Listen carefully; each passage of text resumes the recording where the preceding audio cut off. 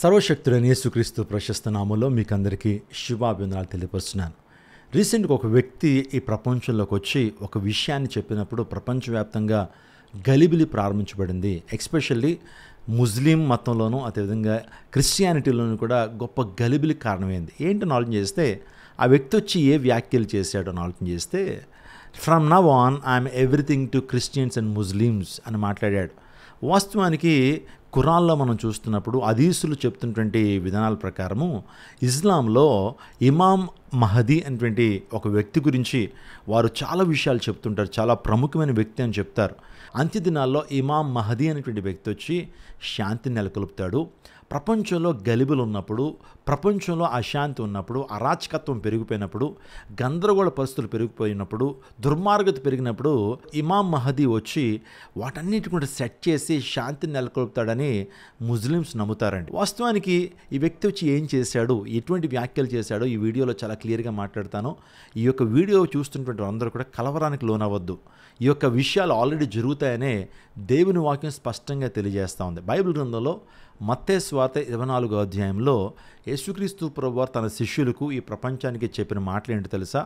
అంత్యదినాల్లో, కడవరి దినాల్లో, అపాయకరమైన దినాల్లో, దుర్దినాల్లో ఎటువంటి సంఘటనలు జరుగుతాయో ప్రభువారు చెప్తారు. కడవరి దినాల్లో, అంత్యదినాల్లో భూకంపాలు కలుగుతాయి, కరువులు సంభవిస్తాయి, అనేకుల్లో ప్రేమ చల్లారిపోతుంది, యుద్ధాలు ఎక్కువ జరుగుతాయి.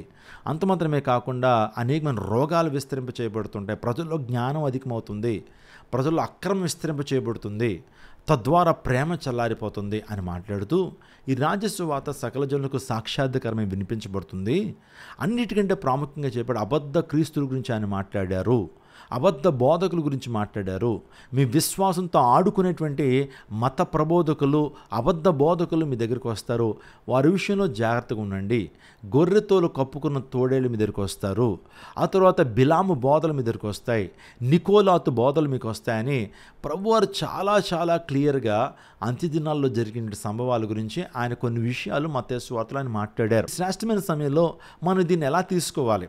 ఈ యొక్క ఇమాం మహదీ నేనే అంటున్నటువంటి వ్యక్తి ప్రపంచవ్యాప్తంగా ఏ రీతిగా గలిబిలు తీసుకొస్తున్నాడో మీకు కొన్ని విషయాలు మీతో మాట్లాడతాను. వాస్తవానికి ఇస్లాం వారం మహమ్మదీయులు ఈ యొక్క ఇమాం మహదీ గురించి ఏం చెబుతారో ఆలోచన చేస్తే ఇమాం మహదీ గురించినటువంటి వివరాలు మనం చూస్తూ ఉన్నప్పుడు ఇమాం మహదీ చాలా ప్రాముఖ్యమైనటువంటి వ్యక్తి అని, మహదీ అనేటువంటి అరబిక్ పదానికి ఇంగ్లీష్ అర్థం ఏంటంటే ద రైట్లీ గైడెడ్ వన్ అని అర్థం.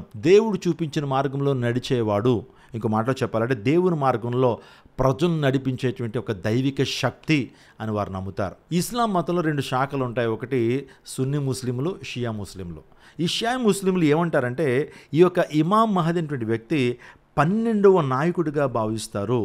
మహమ్మద్ బిన్ హసన్ అనేటువంటి ఆ గొప్ప వ్యక్తిత్వాన్ని ఈ వ్యక్తి కలిగి ఉంటాడని, 9వ శతాబ్దంలో పుట్టాడని, చిన్న వయసులోనే అల్లా ఆ వ్యక్తిని భద్రపరిచాడని, ఎప్పుడైతే ప్రపంచంలో అరాచకత్వం పెరిగిందో, ప్రపంచంలో అల్లర్లు పెరుగుతున్నాయో, యుద్ధ వాతావరణం ప్రపంచంలో ఉన్నప్పుడు, అశాంతి ఉన్నప్పుడు, కలవరము గందరగోళ పరిస్తున్నప్పుడు మరలా అల్లాయే ఆ వ్యక్తిని మళ్ళీ రివీల్ చేస్తాడు.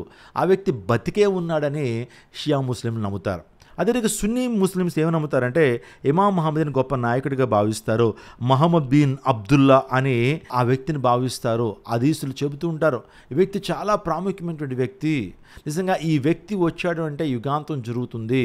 వారు చాలా విషయాలు చెప్పడం మనకు ఆశ్చర్యాన్ని కలుగజేస్తూ ఉంటాయి. మహమ్మదీలు ఇంకా ఏమని నమ్ముతారంటే అన్యాయం ఎప్పుడైతే ఎక్కువైపోద్దో, అరాచకత్వం పెరిగిపోద్దాయో, మరణాలు, ఆ తర్వాత కరువులు, మారణ హోమాలు, యుద్ధాలు ఎప్పుడైతే జరుగుతున్నప్పుడు ఇంకా అంతంలో వచ్చేటువంటి వారు ఈ యొక్క ఇమాం మహదీ అని వారు నమ్ముతారు.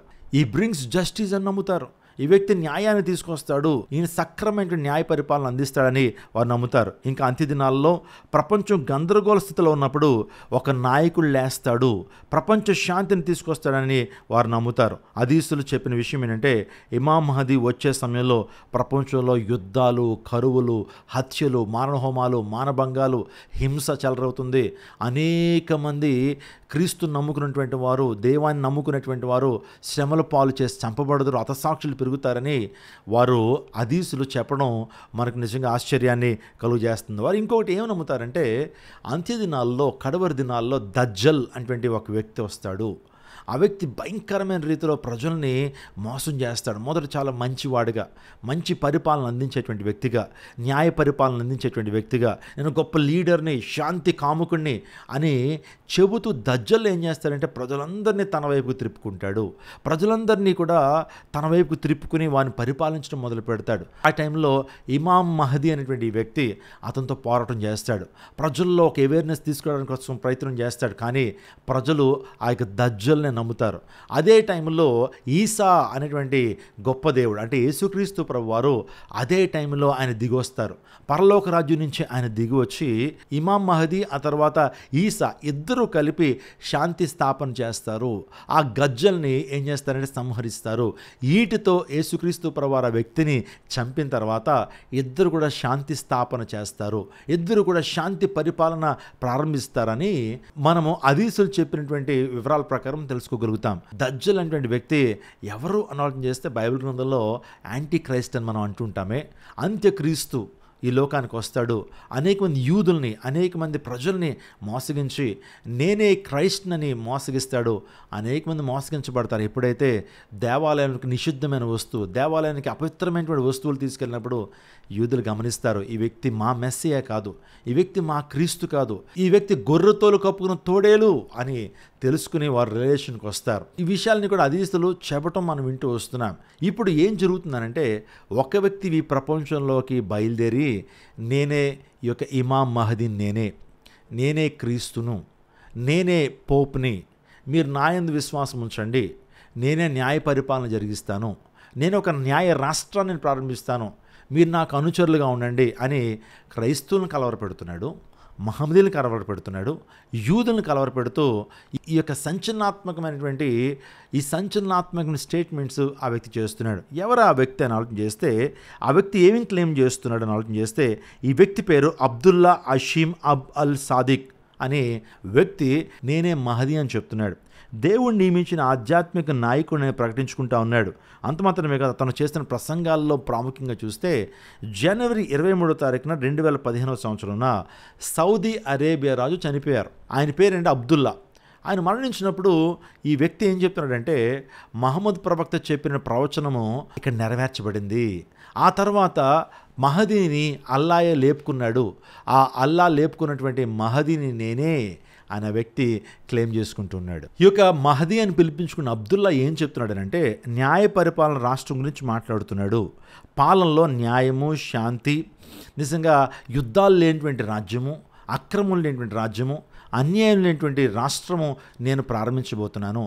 మీరు నాకు అనుచరులుగా ఉండండి, మీరందరూ నాకు సైనికులుగా ఉండండి, మీరు నా కోసం పోరాడండి అనే వ్యక్తి చెప్తున్నాడు. రీసెంట్గా మలేషియా అనేటువంటి దేశంలో ఈ అనుచరులందరూ కూడా, ఈ యొక్క మహదీ అనుచరులు, ఈ అబ్దుల్లా అనుచరులందరూ కూడా ప్రభుత్వం మీద ప్రొటెస్ట్ చేసి, ప్రభుత్వం మీద తిరుగుబాటు చేసి వారు సంచలనాత్మకమైనటువంటి ధర్నాలు చేస్తుంటే ఈ విషయం కాస్త ఐక్యరాజ్య సమితి కూడా వెళ్ళిందండి. ఐక్యరాజ్య సమితిలో ఉన్నటువంటి కొన్ని న్యాయ పరిపాలన వింగ్స్ కూడా వెళ్ళటం నిజంగా ఆశ్చర్యం కలుగజేస్తుంది.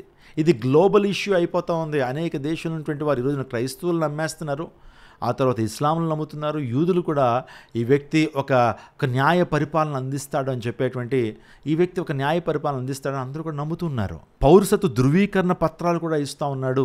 ఈ వ్యక్తిలో ఏ లోపం లేనటువంటి వ్యక్తిగా, పరిశుద్ధుడిగా, ఒక దైవాంశ సంభూతుడిగా ప్రపంచానికి పరిచయం చేసుకోవడం మాత్రమే కాకుండా అనేక మందిలో గలిబిని సృష్టిస్తూ ఉన్నాడు. అబ్దుల్లా తన అనుచరులకు గొర్రెల కాపరిగా ఉంటానని చెప్తున్నాడు. ఆలోచన చేయండి, ఈ స్టేట్మెంట్ ఎవరిది? యేసుప్రభుది కాదా?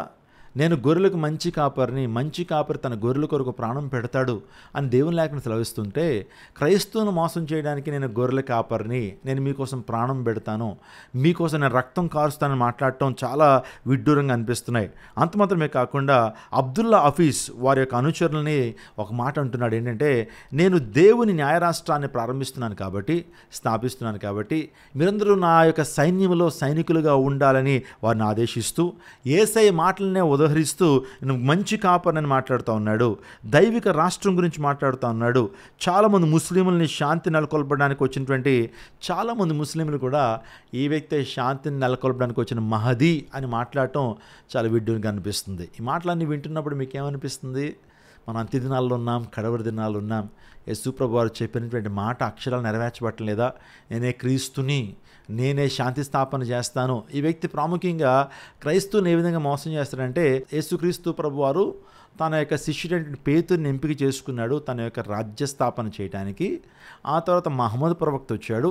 ఇంకా మూడోదిగా నేనే ఒక దైవాంశ సంభూతుడిగా, దైవ ప్రవక్తగా నేనే వచ్చాను, నా మాటకు మీరు లోపడండి అని ఆ వ్యక్తి మాట్లాడటం చాలా ఆశ్చర్యకరంగా ఉంది. ఈ వ్యక్తి యొక్క ప్రసంగాన్ని చూస్తున్నప్పుడు నాకు ప్రాముఖ్యంగా అనిపించింది ఏంటంటే, యేసుక్రీస్తు ప్రభుగా ఫీల్ అయిపోతున్నాడు. యేసుక్రీస్తు ప్రభువు ఎటువంటి అయితే బోధలు చేశాడో అటువంటి బోధనా విధానాన్ని ఇతను కూడా పాటిస్తున్నాడు. క్రైస్తవులను మోసగించడానికి, యూదులను మోసగించడానికి ఇటువంటి అస్త్రాన్ని ఆ వ్యక్తి ఉపయోగిస్తున్నాడు. ఆ వ్యక్తి ప్రాముఖ్యంగా ఏమంటున్నాడంటే, యేసు ప్రభువు ఈ లోకానికి వచ్చి నేను దేవుని రాజ్యాన్ని స్థాపించడానికి వచ్చాను, నా రాజ్యం వేరు, మీ రాజ్యం వేరు, దైవరాజ్య స్థాపనే నా ప్రముఖ లక్ష్యమని ప్రభు ఏ విధంగా మాట్లాడారో ఈ వ్యక్తి కూడా దేవుని రాజ్యాన్ని స్థాపిస్తాను, ఒక న్యాయపు రాష్ట్రాన్ని ప్రారంభిస్తాను మాట్లాడుతున్నాడు. రెండోదిగా శాంతి సమాధానాలు నేను మీకు ఇస్తాను, నా శాంతిని మీకు అనుగ్రహిస్తున్నాను. యేసుక్రీస్తు ప్రభు వారు ఏ రీతిగా చెప్పారో నేను మీకు శాంతిని ప్రకటిస్తాను, శాంతిని అనుగ్రహిస్తాను, నా ఎదురుగా మీకు శాంతిని అనుగ్రహిస్తానని ఈ వ్యక్తి కూడా మాట్లాడుతున్నాడు. మూడోదిగా నేను గొర్రెల కాపరిని, నేను రక్షకుడిని, మీ పాపల నుంచి రక్షించే రక్షకుడిని, మీ మీద ఉన్న దోషం పోగొట్టేటువంటి రక్షకుడిని ఈ వ్యక్తి మాట్లాడు. యేసు ప్రభు వారు కూడా రక్షకుడని క్లెయిమ్ చేశాడు. యేసు అన్న మాటకు తన ప్రజలను వారి పాపల నుంచి రక్షించే రక్షకుడిని అర్థమైతే ఈ వ్యక్తి కూడా రక్షకుడని మాట్లాడుతూ ఉన్నాడు. ఇంత మాత్రమే కాకుండా ఖురాన్ ప్రకారము, హదీసుల యొక్క బోధన ప్రకారము నేనే ఇమాం మహదీ అని క్లెయిమ్ చేసుకుంటూ దేవుడు నిర్ణయించిన మహదీని నేనే అని మాట్లాడుతున్నాడు. ఇంకో మాట ఏంటంటే, ఈ వ్యక్తి నేనే పోపునని మాట్లాడుతుంది. ఈ వ్యక్తి మతపరమైనటువంటి ప్రశ్నలకు సమాధానం ఇస్తూ గంజాయి తాగడం తప్పు కాదు, మత్తు పానీయాలు తాగడం తప్పు కాదు, ఖురాన్లో ఎక్కడా లేదు కాబట్టి మత్తు పానీయాలు మనం తీసుకోవచ్చు, ఏదైనా హరాం నిషేధము లేదు అని ఈ వ్యక్తి అనేక మందిలో గలిబిలిని సృష్టిస్తున్నాడు. ఇవన్నీ మాటలు మీరు విన్నారు కదా. నేను కంక్లూడ్ చేస్తున్నాను ఈ వీడియోని. మీరు అన్ని మాటలు వింటున్నప్పుడు మహమ్మదీని మోసగిస్తున్నటువంటి ఈ మహదీ, ఈ యొక్క అబ్దుల్లా అనేటువంటి వ్యక్తి ప్రపంచంలో అనేక మందిని ఇప్పటికే మోసపరిచి వాడు గుప్పిట్లో పెట్టుకున్నాడండి. ఈరోజు ఒక మాట నేను చెప్పాలి, అదేంటి క్రైస్తవులారా, రేపొద్దున ఇంకా చాలామంది ఇలాంటి వారు రావచ్చు, అబద్ధ బోధకులు రావచ్చు, అబద్ధ క్రీస్తులు రావచ్చు, గొర్రెతోలు కప్పుకున్న తోడేల మీద దగ్గరికి వస్తారు. ఖచ్చితంగా ఇవన్నీ జరుగుతాయి. దేవుని యొక్క ప్రవచనాల్లో ఏది కూడా పొల్లిపోదు, అవన్నీ కూడా నెరవేర్చబడతాయి. కానీ ఒక్క విషయం ఏంటంటే, మీరు హృదయాన్ని కలవరపడనివద్దు. దేవుని వాక్యం మీద మీరు స్థిరపడాలి. రేపొద్దున చాలామంది వచ్చి మీ విశ్వాసాన్ని పాడు చేసేటువంటి వారు ఉంటారు. మొదట వారు మంచివారుగానే కనబడతారు, మొదట వారు గొర్రెతోలు కప్పుకున్నటువంటి వారుగానే, గొర్రెల్లాగే మంచివారుగా, మంచి బోధలు చేస్తున్నటువంటి వారుగా కనపడచ్చేమో, కానీ వారి స్వభావము తోడేళ్ళు స్వభావము. వారు మొదట మంచిగా న్యాయ పరిపాలన జరిగిస్తాము, శాంతిని ఇవ్వడానికి వస్తామని చెప్పి మన ముందు ప్రిటెండ్ చేయొచ్చు, యాక్ట్ చేయొచ్చు, కానీ మీరు గమనించాలి. ఏ విధంగా మీరు గమనించగలుగుతారు? అబద్ధ బోధకుల్ని, గొర్రెతోలు కప్పుకున్న తోడేళ్ళని, ఇంకో మాటలు చెప్పాలంటే నికోలాతు బోధల్ని, బిలాము బోధల్ని, ఆ తర్వాత యెజ్బేలు బోధల్ని మీరు ఏ విధంగా పసిగట్టగలుగుతారో మీరు ప్రభువుని అడగాలి, ఆత్మ వివేచన అడగాలి, దేవుని వాక్యాన్ని తరిచి చదవాలి, అర్థం చేసుకుంటూ చదవాలి. ఇంకో ప్రాముఖ్యమైన అంశం ఏంటంటే, ఆత్మదేవుడు ఆత్మ వివేచన శక్తి ఇచ్చినట్లు మీరు ప్రార్థన చేయాలి. ఆత్మ వివేచన కలిగి ఉండాలి. వివేచనతో ప్రతి ఆత్మని మీరు నమ్మొద్దు, ప్రతి వ్యక్తిని మీరు నమ్మొద్దు, ప్రతి సిద్ధాంతాన్ని మీరు నమ్మొద్దు, టీవీలో కనబడుతున్నటువంటి ప్రతి అంశాన్ని మీరు వెంటనే నమ్మేయద్దు. వాటిని పరిశీలనగా చూడండి. ఎవరెవరో బయలుదేరుతుంటారు, వాళ్ళు బయలుదేరి ఏవో విషయాలు చెప్తుంటారు. వాటిని ఆలోచన లేకుండా, మీ జీవితాల్లో పరిశోధనాత్మకంగా ఆలోచన చేయకుండా, వివేచన లేకుండా వాటిని నమ్మొద్దనే విషయాన్ని జ్ఞాపకం చేస్తున్నాను. ఒక్కటి ఫైనల్గా చెప్పి ముగిస్తాను. ఇవన్నీ ఎంత గలిబిలికి కారణమో, యుద్ధాలకు కారణమో. ఈరోజున ఇండియా పాకిస్తాన్ మధ్య యుద్ధం, ఆ తర్వాత ఇరాన్కి, ఆ తర్వాత ఇజ్రాయెల్ దేశానికి యుద్ధం జరుగుతుంది. ప్రపంచవ్యాప్తంగా యుద్ధ వాతావరణమే. రాష్ట్రానికి పట్టలేదు. మతాల మధ్య చిచ్చులు, జాతుల మధ్య చిచ్చులు, కులాల మధ్య చిచ్చులు, ప్రపంచవ్యాప్తంగా అశాంతి నెలకొల్పడానికి కారణం ఏంటి? యేసుప్రభు రాకడ సూచనలు కాదా? యుద్ధాల గురించి మనం వింటున్నాం, కరువుల గురించి మనం వింటున్నాం, భూకంపాల గురించి మనం వింటున్నాం, సముద్రాల్లో వచ్చే భూకంపాలు, సునామీల గురించి మనం వింటున్నాం, గ్లేషియర్స్ అన్నీ కూడా అవి మెల్ట్ అయిపోవటం మనం చూస్తున్నాం, ఆ తర్వాత సూర్యునిలో కాంతి తగ్గిపోవడం మనం చూస్తున్నాం, వేడి అధికమైపోవడం మనం చూస్తున్నాం. ఈ యొక్క భూమి అంతా కూడా యుగాంతానికి సిద్ధమవుతుంది అనే విషయాన్ని మనం చూస్తున్నాం. అనేకుల్లో ప్రేమ చల్లారిపోతుంది. ఎప్పుడైనా విన్నామండి సొంత తల్లి బిడ్డలను చంపినటువంటి దాఖలాలు ఉన్నాయా? ఆ తర్వాత ఇంకా మనం చూస్తున్నప్పుడు సొంత తల్లి బిడ్డలను భయంకర రీతిలో చంపుతున్న దాఖలాలు, సొంత భర్త భార్యను చంపుతున్నటువంటి దాఖలాలు, సొంత భార్య భర్తను చంపుతున్నటువంటి దాఖలాలు, సొంత కొడుకు తల్లిని పాడు చేస్తున్నటువంటి అంశాలు మనం మునుపు ఎప్పుడైనా విన్నామా? ఇప్పుడే కదా మనం వింటున్నాం. ఇవన్నీ కూడా యేసు ప్రభు రాకడ సూచనలు అనేటువంటి విషయాన్ని గమనించాలి. Jesus Christ is coming very soon.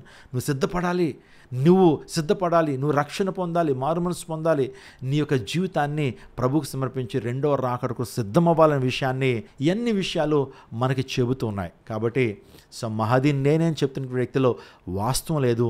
ఆ వ్యక్తి నకిలీ మహదీ, నకిలీ క్రీస్తు, పోపు నేనే, I'm everything for Christians and Muslims అని మాట్లాడుతున్నాడు.